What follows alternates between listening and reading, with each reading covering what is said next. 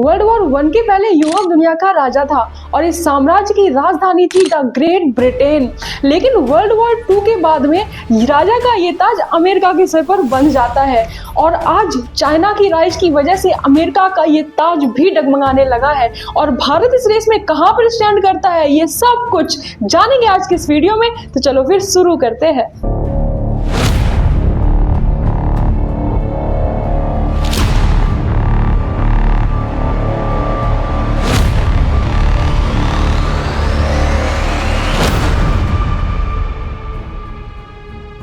Late 15th century में Europe की अपनी खुद की कोई पहचान नहीं थी। इसके किंगडम छोटे थे, रिसोर्सेज लिमिटेड थे और ईस्ट की ओर जाने वाले ट्रेड रूट ऑटोमन एम्पायर की वजह से ब्लॉक थे।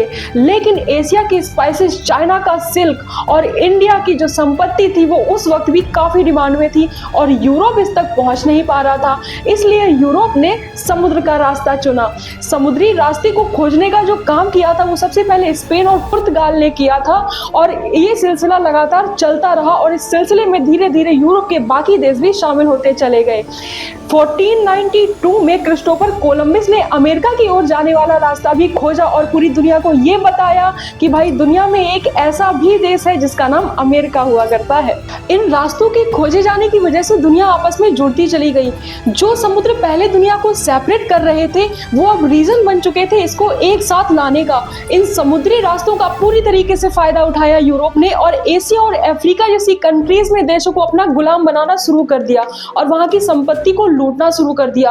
उस वक्त ऐसा लग रहा था जैसे पूरी दुनिया यूरोप को धन दौलत से अमीर बनाने में मदद कर रही हो, उसको साथ दे रही हो, उसकी बैंक्स और मार्केट्स में पैसा भरने में मदद कर रही हो और खुद कमजोर होती जा रही हो। जहां शिप्स, समुद्री ट्रेडिंग रूट्स और कॉलोनीज की वजह से यूरोप में वेल्थ आ रही थी, वहीं दूसरी तरफ दुनिया के बेस्ट साइंटिफिक माइंड्स अपने इन्वेंशन और डिस्कवरीज करना शुरू कर चुके थे।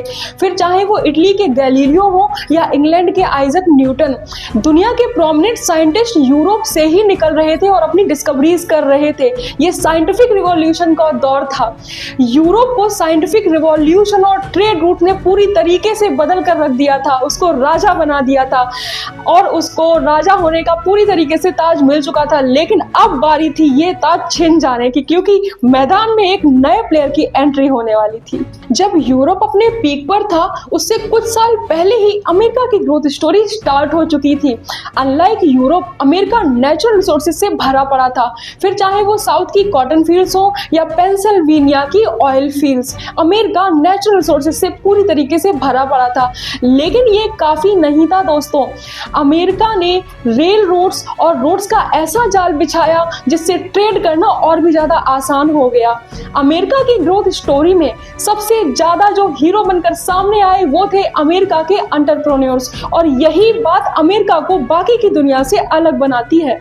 Andrew Carnegie, John duly failure और हेनरी फोर्ड जैसे एंटरप्रेन्योर्स ने अमेरिका की इंडस्ट्री को बदल कर रख दिया। अपनी इस इंडस्ट्रियल ग्रोथ को देखकर अमेरिका ने इमिग्रेशन को अट्रैक्ट किया और जर्मनी, आयरलैंड, पोलैंड, रसिया जैसे देशों से वर्कर्स अपने टैलेंट को लेकर अमेरिका में जॉब खोजने के लिए आने लगे। इन सारी चीजों का परिणाम ये हुआ कि वर्ल्ड वॉर वन के आते आते अमेरिका दुनिया की नंबर 1 इकोनॉमी बन चुका था।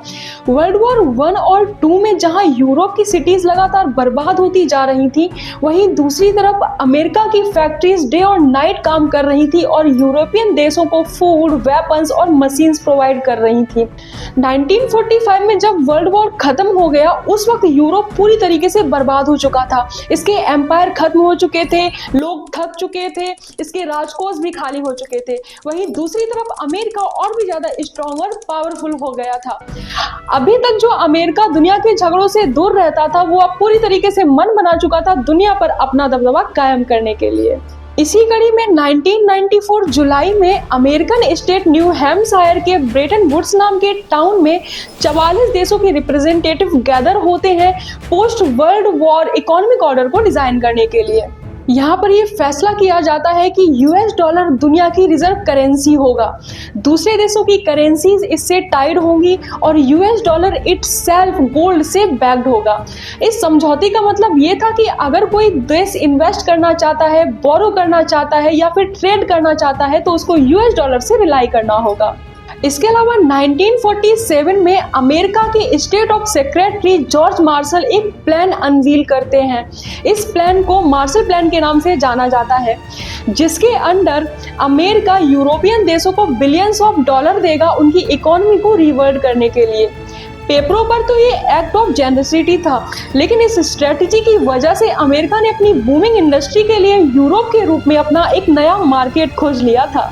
इन सारे सर्कमस्टेंसेस का नतीजा ये था कि वर्ल्ड वॉर 2 के खत्म होने के बाद में अमेरिका दुनिया की नई सुपर पावर बन चुका था, लेकिन अमेरिका की इस डोमिनेंस को चैलेंज करने के लिए एक नए प्लेयर की एंट्री हो चुकी थी। वर्ल्ड वॉर 2 के बाद अमेरिका ग्लोबल पावर की पीक पर था, लेकिन दूसरी तरफ सोवियत यूनियन के रूप में एक नई पावर भी उभर रही थी।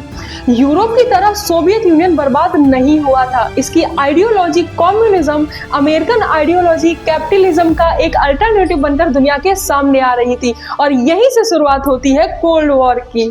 इस कोल्ड वॉर ने यूरोप को 2 पार्ट्स में डिवाइड कर दिया था। इसका वेस्टर्न पार्ट जो कि अमेरिका की लीडरशिप के अंडर था क्योंकि ये कैपिटलिस्टिक था, जबकि ईस्टर्न पार्ट सोवियत यूनियन के इन्फ्लुएंस में था और कम्युनिज्म की तरफ बढ़ रहा था। लेकिन इस कोल्ड वॉर में सोवियत यूनियन की कुछ कमजोरियां भी थी। अमेरिका कैपिटलिस्टिक सोसाइटी होने की वजह से यहाँ की इकोनॉमी काफी स्ट्रांग थी, जबकि कम्युनिज्म की वजह से सोवियत यूनियन की इकोनॉमी इतनी डायनामिक और स्ट्रांग नहीं थी। और यही सारे फैक्टर्स बने कि 1991 में सोवियत यूनियन का कोलैप्स हो गया। इसके बाद में अमेरिका एक बार फिर से एक सुपर पावर के रूप में उभरकर सामने आया, और इसको जो सोवियत यूनियन से चैलेंजेस मिल रहे थे वो भी काफी हद तक कम हो गए। लेकिन ईस्ट में एक और देश सोवियत यूनियन की इन गलतियों से सीखकर अमेरिका को पूरी तरीके से चैलेंज करने की तैयारी शुरू कर चुका था। 1978 में डेन जाओपिंग की लीडरशिप में चाइना ने रिफॉर्म्स करने शुरू किए। चाइना ने इन रिफॉर्म्स के अंडर किसी भी ग्लोबल कंपनी को चाइना में बिजनेस करना और फैक्ट्री लगाना काफी आसान बना दिया। चाइना ने कोस्टल सिटीज की तरफ स्पेशल इकोनॉमिक जोन बनाए, रेलवे ट्रैक्स बनाए, रोड्स बनाए, इंफ्रास्ट्रक्चर डेवलप किया, और किसी भी ग्लोबल कंपनी की मैन्युफैक्चरिंग के लिए उनको चीप लेबर प्रोवाइड की। इंडिया की किसी भी कंपनी के लिए चाइना में मैन्युफैक्चरिंग करना किसी भी वेस्टर्न कंट्री की तुलना में काफी सस्ता होने लगा।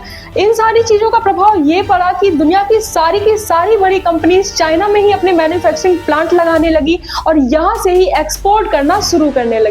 शुरुआत में तो चाइना दुनिया की वर्कशॉप की तरीके था, जहाँ पे मैन्युफैक्चरिंग तो होती थी लेकिन इनोवेशन नहीं होता था। लेकिन धीरे धीरे चाइना ने दुनिया को ये बताना भी शुरू कर दिया कि वो इनोवेट भी कर सकता है, फिर चाहे वो लिथियम आयन बैटरीज हो, सोलर सेल्स हो, 6th जनरेशन एयरक्राफ्ट की टेस्टिंग हो, या फिर डीप सीक हो।